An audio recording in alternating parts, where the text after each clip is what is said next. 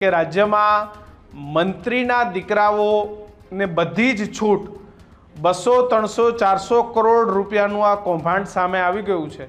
સરકારમાંથી નૈતિક ફરજના ભાગરૂપે એક પણ વ્યક્તિ એ જવાબ આપવા નથી આવ્યો કે ભાઈ આમાં આમ હતું કે અમે આની ઉપર આ કાર્યવાહી કરીશું।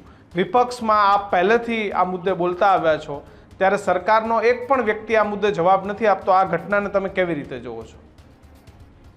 ગુજરાતમાં જે રીતે ભ્રષ્ટાચાર શિષ્ટાચાર બની ગયો હોય, વાળ જ છીબડા ગળે અને ચોકીદાર જ ચોર હોય એવી સ્થિતિ ચારે તરફ છે। આ દાહોદનો મનરેગાનો આખું જે કૌભાંડ છે, જે કરોડો રૂપિયાનો ભ્રષ્ટાચાર છે, એમાં લોકો સાચું જ કહે છે કે ગામથી લઈને ગાંધીનગર સુધીના લોકો આમાં ભાગીદાર છે। ગામથી લઈને ગાંધીનગર સુધી આના હપ્તા પહોંચે છે અને એટલા જ માટે આટલું મોટું કૌભાંડ પકડાયું છે, ફરિયાદ થઈ છે, મંત્રી પુત્રોની ધરપકડ થઈ છે, તેમ છતાં સરકારમાંથી એક પણ વ્યક્તિ એક અક્ષર પણ બોલવા તૈયાર નથી। એનો સ્પષ્ટ મતલબ છે કે કદાચ આ તો અમે પ્રશ્નો ઉઠાયા, વિધાનસભામાં બોલ્યા, પત્રકાર પરિષદો કરી, એફિડેવિટ સાથે પુરાવા આપ્યા, એટલે મજબૂર થઈને સરકારે તપાસ કરવી પડી। પણ હજુ પણ સરકારની ઈચ્છા શક્તિ દેખાતી નથી કે આમાં જે પણ મોટા માથા સંડોવાયેલા હોય એને પર કાર્યવાહી થાય, આખો ભ્રષ્ટાચારનું કૌભાંડ ને બહાર આવે અને તમામ લોકોને સજા થાય એવી માનસિકતા, ઈચ્છા શક્તિ સરકારની દેખાતી નથી।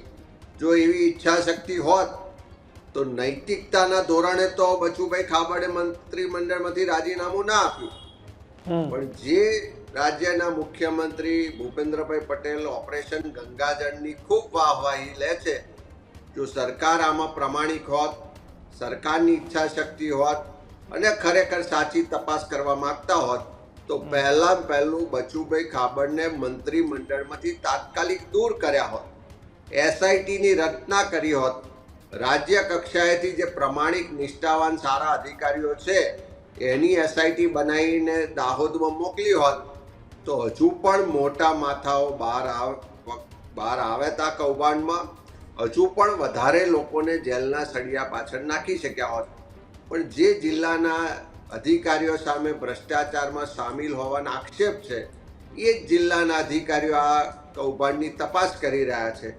હજુ પણ બચુભાઈ ખાબડ મંત્રી પદે ચાલુ છે, એટલે એમની દબાણમાં, એમની શરમમાં તપાસ થવાની, એટલે એનું પરિણામ કેટલું આવે છે જોઈએ।